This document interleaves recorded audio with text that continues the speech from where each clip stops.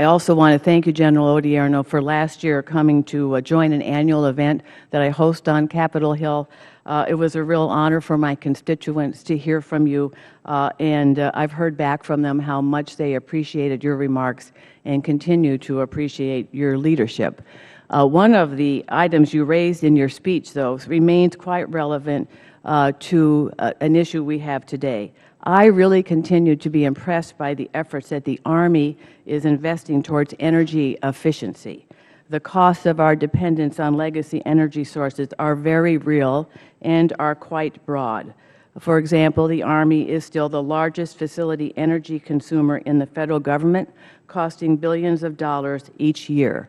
Liquid fuel costs alone rose by $1 billion from fiscal year 2010 to 11, in part because of the threats posed in the Khyber Pass, which necessitated costly rerouting of resupply routes into Afghanistan.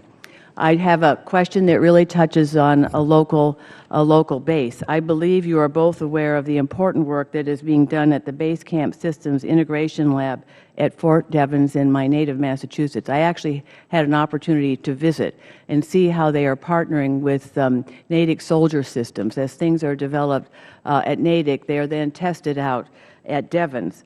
The important work that is being done there is expected to reduce base camp fuel requirements by 20% or more and water demands by up to 75%. It's really impressive to see what's being put in place.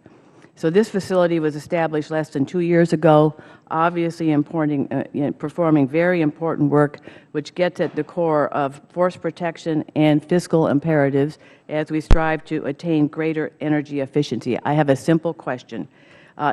Can I count on your continuing support for these kinds of vital efforts in a time of fiscal austerity, given the cost savings that are generated as a result of them? You can, and it's not just cost savings, as important as that is, and I've been at Natick as well, and just amazing work, but it's also soldiers' lives.